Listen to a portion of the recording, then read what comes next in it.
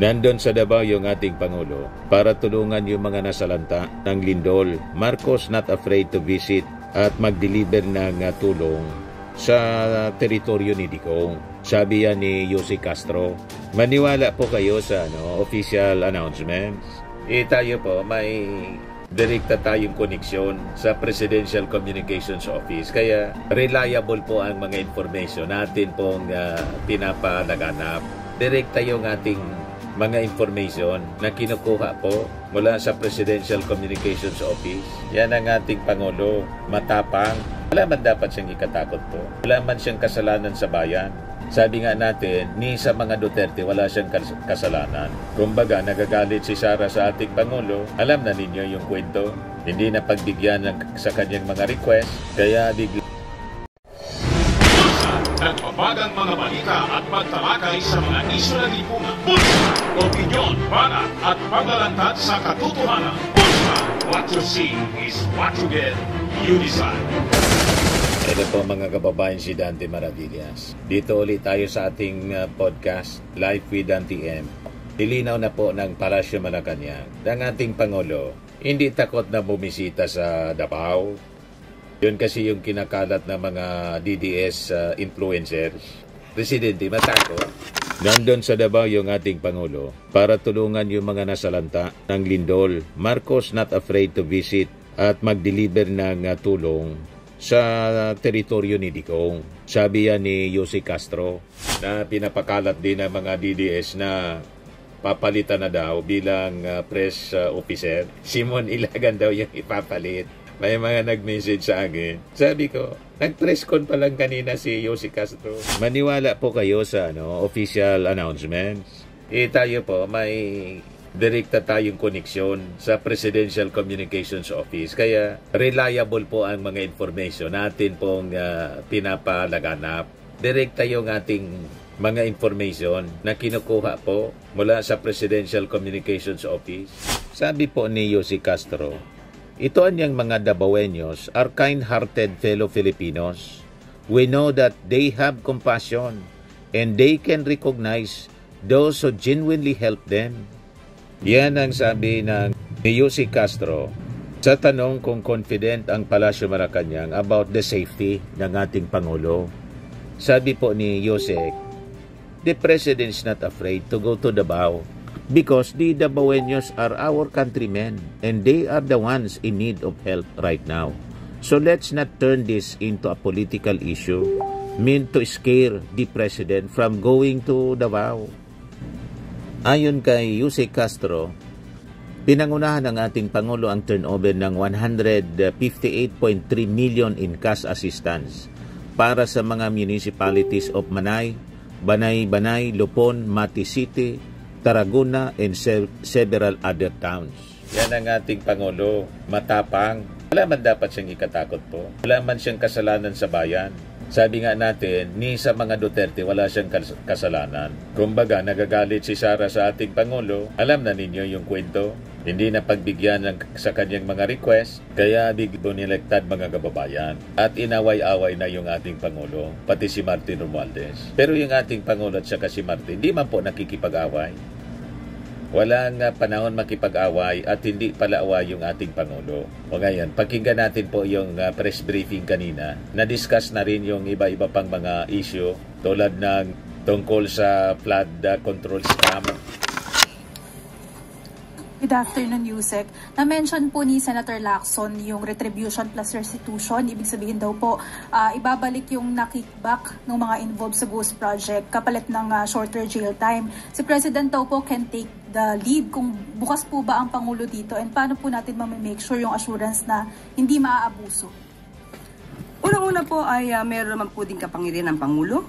Yung tinatawag nating executive clemency through a commutation of sentence. At meron din po tayo tinatawag na conditional pardon na dapat ay yung mga requirements ay natupad. Pero sa ngayon po, lahat po ng mga magagandang suwestyon para po ma-recover natin ang mga nasasabing nanakaw na pondo ng bayan at para mapanagot, ang dapat mapanagot ay bukas po ang Pangulo ang administrasyon patungkol po dyan. Next question, Maricel Halili, TV5. Magandang hapon po, Yusek. Yusek, may we have Malacanang's statement about the decision of the International Criminal Court to reject the appeal of former President Rodrigo Duterte for an interim release. ICC has cited the statement of Vice President Sara Duterte. I think it was about the plan to break FPRRD from the detention cell. Your thoughts on that, ma'am? Unang-una po, uulitin po natin na ang pamahalaang Marcos Jr. ay hindi po kasama sa kasong kinakaharap po ngayon ni dating Pangulong Duterte. So kung ano po ang naging desisyon ng ICC, hayaan na lang po natin ang mga abogado nila at ang mga parties dyan na sila pong gumawa ng aksyon. Pero despite po the considerations cited by the ICC, may mga inilabas pa rin po na statement. For example, si Congressman Pulong saying na it is a political theater to all kidnappers of my father. I will make sure that you will pay for this crime that you have committed. Unang-una po, hindi po dapat tayo mabuhay sa mga pagbabanta. Tayo po ay nasa sinasabing civilized society at wala po tayo sa isang barbaric world. So dapat po tayong tumugon kung ano po ang rule of law at hindi po tayo dapat natatakot o lagi na lamang. Ma'am, sorry, pahabol na lang po. Do you see this na parang nagback mga statement? Hindi po natin masasabi on our part dahil nasa assess po yan at pag-evaluate po ng mga judges sa ICC. Salamat po, Yusek. Next question, Alvin Baltasar, Radyo Pilipinas. Yusek, good afternoon po. Yusek, anong pong update doon sa request ng Pangulo sa both Congress na sana magkaroon ng additional emergency funds kasi ubos na raw yung quick response fund? Nakausap po mismo natin ang pamunuan ng DBM at according to DBM, kung magkakaroon man at madideplete po ang NDRRM funds, meron pa rin po tayong 12.005 billion sa contingent fund.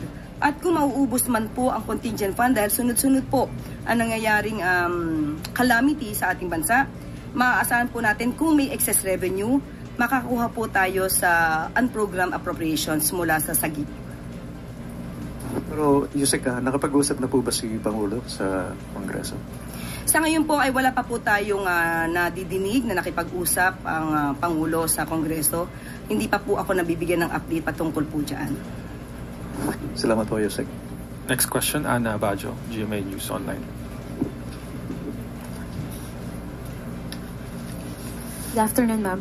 Ma'am, may we get an update? Baka lang po meron na po tayong bagong DOJ Secretary. Wala pa po sa akin ibinibigay na anumang impormasyon. At kapag meron naman, katulad po nung nangyari nung nakaraan, na ibibigay lang po agad. At kahit wala po tayo dito, ay nagbibigay din po ng update si Secretary Dave Gomez. But ma'am, ano po ba yung mga considerations ni Presidente sa pagpili ng panibagong DOJ Secretary? Since nakapag-oath na po kasi si Ombudsman Remulla, wala pa pong kapalit. Katulad pa rin ang paghanap niya ng magagaling na leader at maaasahan na tagapamuno ng Department of Justice. Isang tao may integridad, maaasahan, walang kinakampihan, at fair. Ma'am. Next question, Clay Pardillo, PTP4. Good morning po, Yusek. The DOH has ordered a 2-day suspension of face-to-face classes in Metro Manila. What is the current situation, health situation po in the country? At ano po ang directives ni Pangulo para hindi na po mag-spread sa iba pang region? Thank you. Opo, nakausap mismo natin ang pamunuan ng DOH at ang sabi po nila, ang ganitong panahon talaga ay nandito po talaga lumalabas ang influenza like illnesses.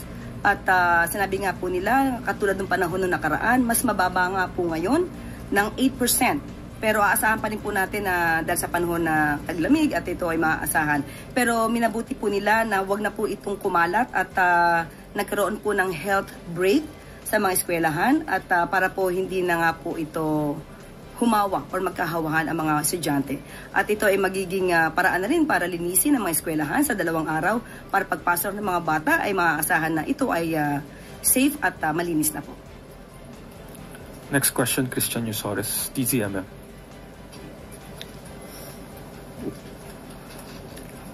Magandang hapon po, Yusek. How does the Palace view doon po sa plano ni Ombudsman Remulla na maglabas na ng memorandum this week para tanggalin yung restriction sa access ng publiko sa SALN? Kung ano po ang nararapat at kung ano ang sinasabi ng batas at kung ano ang makakabuti para malabanan ang korupsyon, tatalima naman po ang lahat na nasa Executive Department. But is the President ready po to release his SALN kung may magre-request? Lahat po na nasa Executive Department, handa po. Next question, Ivy Reyes, Billionaire. Hi, Yusek. Good afternoon. Vice President Sara Duterte said that if she were president, she wouldn't have the former SOJ as the ombudsman. What's the Palace's take on this? Nagkataon po, hindi siya po ang presidente. So mahirap po sagutin ang isang pangarap na hindi mangyayari sa ngayon. Pero ang alam po natin, the President thinks well, knows better. At alam po din natin na ang Pangulo ang nagpaumpisa para po labanan ang korupsyon. At hindi po niya hahayaan na matolerate o kampihan o depensahan yung gumagawa ng pagnanakaw ng pondo ng bayan. Next question, Ana Bajo, GMA News Online. Afternoon, ma'am. Ma'am, did the President already receive the report on the alleged ghost farm to market roads in Davao Occidental? 7 projects daw po ito na nagkakahalaga ng 105 million pesos. Ang sabi po kasi ng DA, nakapagpasa na po sila kay Presidente. Yes, opo. At nagkausap na rin po ang si Secretary Vince at saka si Secretary Kiko. At pagtutulungan po nila ito para maimbestigahan, lalo na kung ito'y ghost projects, dapat po ma-actionan agad. So, nagkausap na po sila, pagtutulungan po nila ito. Pero ma'am, si Presidente po ba, meron po siyang naging specific instructions, and if yung ICI po ba, iimbestigahan din itong alleged ghost farm to market roads? Noon pa po nagsabi ang Pangulo, managot ang dapat managot. So, umpisa pa lang nang ito ay kanyang sinabi sa SONA. Kaya po, patuloy pa rin po ang direktiba na dapat na imbestigahan mabuti. Marami dapat na ebidensya na maipakita para po hindi naman masayang kung magsasampa ng kaso. Thank you, ma'am. Next question, Ann Soberano, Bombo Radyo. Yusek, good afternoon. Ang mga grupo pong nanguna sa malawakang protesta sa Luneta noong September 21 ay naghahanda din po para sa mas marami pang kilos protesta upang mapanatili po daw yung public pressure at ipanawagan ang pananagutan kaugnay sa flood control controversy. Sa October 17, magrarally po ang grupong kabataan patungong Mendiola. Sa October 21 na magsasaka po, magrarally sa Liwasang Bonifacio sa may. Papayagan po ba ito ng gobyerno, Yusek? Lalo at may naitalang kaguluhan noong September 21. Also, reaction lang din po ng palasyo kay Representative Kiko Barzaga sa mga pahayag niya na tila nananawagan ng pag-aaklas. Unang-una po sa dalawang katanungan, masasabi lang po natin, ang Pangulo po ay abala. Nakita niyo po kung paano niyo po tinugunan ang mga pangangailangan ng mga taong nasalanta. At ngayon ay apektado ng lindol at mga baha. At kung ito po ay naaayon naman ang kanilang pagpoprotesta ay naaayon sa batas, hindi naman po yan tigilan ng Pangulo. Pero sana, mas maging abala rin po ang mga kababayan natin, natugunan din po ang mga pangangailangan na iba natin mga kababayan na nasalanta. At mas mabuti po na magkaisa tayo sa pakikipagtulungan upang umangat ang ating bansa. Yun po kay Kiko Barzaga, ma'am. May mensahe po ba? May nakikita po ba ang Malacanang na pananagutan sa mambabatas? Lalo po at ang mga pahayag niya ay parang naghihikayat ng pag-aaklas. Ang tangi lamang pong hiling ng Pangulo ay kung kayo magpoprotesta, dapat naaayon sa batas. Kung hindi po ito naaayon sa batas at kayo pa'y lumalabag na, dapat po siguro kayong kasuhan. Pero ngayon, muli sasabihin natin, ang Pangulo ay abala sa pagtatrabaho. At kung ano man po ang pamumulitikang ginagawa ng iba, hindi po yan pinapansin sa ngayon ng Pangulo. Isa na lang. Mariing kinunde na po ng Amerika ang panibagong agresibong aksyon ng China laban sa mga barko ng Pilipinas sa bahagi ng West Philippine Sea. May pahayag na po ba dito si Pangulong Marcos, ma'am? Okay, nakausap po natin kanina at ayon na rin sa tagubilin ng Pangulo ay nagpahayag na rin po ang Philippine Coast Guard ng mensahe. The Philippine Coast Guard is calling on its Chinese counterpart to observe the rule of law, to ensure the safety of all vessels in the West Philippine Sea. This is our common obligation to the international community of civilized maritime nations. At ang pinaka-official or official message or statement na ni Admiral Gavan, and I quote, "We, Coast Guards, are protectors of laws and rules to keep all users of the seas safe and well, among others. It is the universal reason for our existence. International ramming by a Coast Guard ship of another vessel while on a lawful act of navigation is not only a violation of the 1972 Convention on International Regulations for Preventing Collisions, to which our countries are both signatories, but an epic act of disregard of its supposed reason for existence.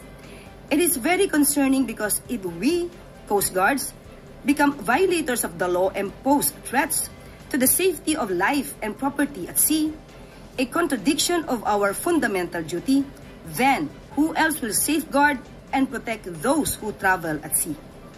I therefore wish to enjoin my counterpart to seriously look into the said action of his sailors. We have inherent universal commitment to the international community of civilized maritime nations to keep, lest we forget we are Coast Guards." End of quote. Pero si Presidente po ba, ma'am, may mensahe po ba? Yun na rin po, dahil nga po ay binigyan niya ng direktiba ang Pangulo, binigyan ng direktiba ng Pangulo ang Coast Guard, Philippine Coast Guard. Okay, thank you, ma'am. Next question from Christian Bascones, PRT. Yusek, may ilang mga netizens at social media personalities na kumikwestiyon, no? Dito sa Benteng Bigas, meron na program in Davao Region, yung pagbebenta ng 20 pesos per kilo na bigas galing sa Agriculture Department to those affected by the earthquake, including in Cebu. They're asking why government rice is being sold instead of distributing it for free to those in urgent need. For instance, social media influencer Regal Oliva quoted, "At first it sounded noble, a dream realized, a gesture of compassion, but I couldn't help but ask, is this mercy or marketing? How does the palace respond to this criticism? And what is the rationale between selling rather than giving the rice to disaster-affected families?"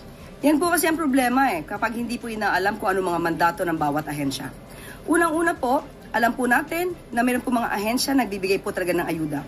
Napakita po natin at naibalita natin kung ano-anong ginagawa ng ibang ahensya tulad ng DPWH, DSWD, pati na po ang DSUD para sa pagtulong sa ating mga kababayan. Ang mandato po ng NFA ay magbenta. Hindi po sila pwedeng mamigay. Bawal po yan sa batas. So, ngayon po, pinalawig po ng NFA at ng DA ang mga mabibiyayaan ng 20 pesos na bigas kada kilo for all po ito sa lahat na naapektuhan po ng kalamidad. So, linawin po natin sa mga nagbibigay dyan ng kanya-kanyang opinyon, nilalabas sa kanilang mga content bilang content, sa kanilang mga YouTube channel, Facebook, TikTok, whatever. Ang NFA ay hindi po ito pwedeng magbigay ng bigas. Ang mandato po nila ay magbenta ng murang bigas. Ulitin natin, NFA, hindi po sila allowed magpamigay ng bigas, kundi magbenta ng murang bigas. In connection to that, Yusek, we all know that this is not the right time po para mamulitika, no? Pero sa kasagsagan ng pinagdadaanan ng mga biktima ng lindol, but how confident is the palace about President's safety during his visit to Davao to personally assess the situation of the earthquake victims, given the reported threats from the Dutertes and their supporters who have publicly questioned his courage to set foot in Davao? Ang Davao po, ang mga Davaoenos po, mababait na mga kababayan natin yan. Alam po natin na sila ay may puso at alam po nila ang mga taong tunay na tumutulong sa kanila. Hindi po matatakot ang Pangulo na siya ay pumunta sa Davao dahil ang mga Davao ay kababayan natin at sila po ngayon ay nangangailangan ng tulong. So huwag gawing pamumulitika ito para takutin ang presidente para pumunta ng Davao. Hindi po matatakot ang ating presidente pumunta sa anumang rehiyon ng bansa natin dahil siya po ang presidente at siya po ay tutulong sa lahat na nangangailangan ng mga kababayan natin. Thank you. Last question, Evelyn Quiroz, Filipino Mirror. Good afternoon, Yusek. Nakarating na po ba sa kaalaman ng Pangulo yung alleged overprice po ng pagbili ng mga body cams ng Philippine Ports Authority? At ano po ang kanya naging specific instructions dito? Opo, inalam din po natin yan at nalaman din po ng Pangulo yan. At kinausap po natin mismo si GM Santiago ng PPA at nagbigay po siya sa atin ng kanyang mensahe. At ito po, malamang ito po yung nasabi niya na rin at aking pong babasahin.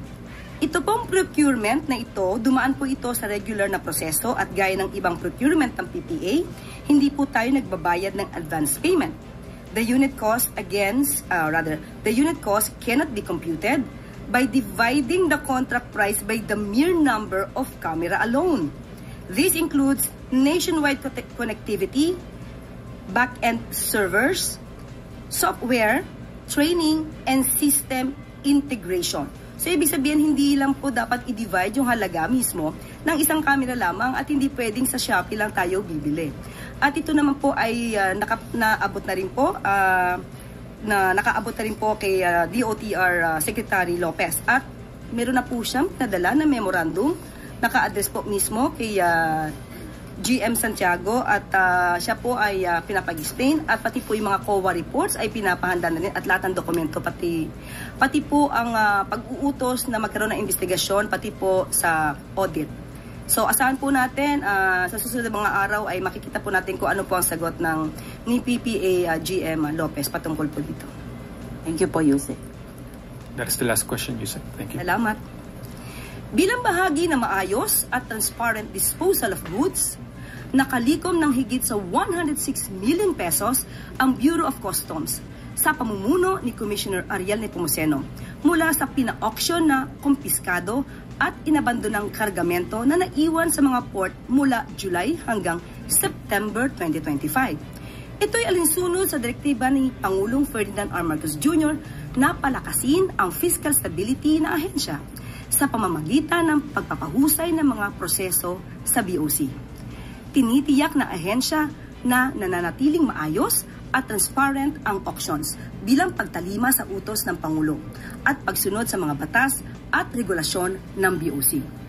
Aabot sa halos 106,930,000 pesos ang kabuuang halaga ng mga inauction na consumer goods, fuel products, vehicles, industrial materials at furniture mula sa mga forfeited shipments.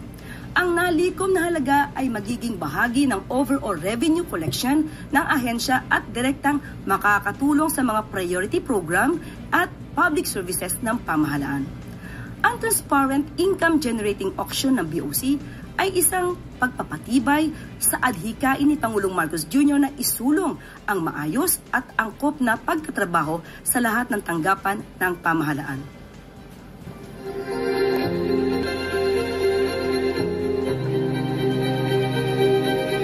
Firmax Firming and Lifting Cream, pinapahid po sa mga pulses in affected area. Mainam po sa paninigas ng mga kaso-kasuan. Ito naman po, Automax Radiant Serum. Sa mukha naman yung application, anti-aging po siya. You will look 10 years younger than your age. Sa mga cancer patients naman po, baka lang gusto ninyo itong itry. Ning siya red mixed fruit drink. Hindi mo po siya gamot, food supplement siya. Kaya lang, gawa siya mga kababayan sa goji berry. Yung goji berry, may anti-cancer properties. O ngayon, yung mga inquiries ninyo, dumiritso na lang kayo sa aming messenger sa Facebook para masagot namin agad. Ayos pa? Ayos na ayosan niya, Mr. Maravilla. Sa mga naghanap po ng malinis and spacious fitness gym, pumunta lang po kayo sa aming Colossal Fitness Gym. May Grab car rental din po kami. But anyway, ito po pala yung aming bagong product na binibenta online. I am worldwide amazing pure organic barley powdered drink mix from Australia. Negosyo to ng aking anak na architect entrepreneur Riz Maravillas. Ayan po. Kontakin na lang po ninyo siya, Riz Maravillas on Facebook. Ang mga health benefits niya, boost immunity, improves digestion, enhance energy levels, packed with antioxidants, prevent cancer. Ito naman po yung bago naming product na binibenta online. Eye Glow Serum, whitening po siya. Tingnan ninyo yung epekto sa aking anak na architect before and now. Yung mga inquiries po ninyo, dumiretso na lang kayo sa kanyang Facebook account, Riz Maravillas.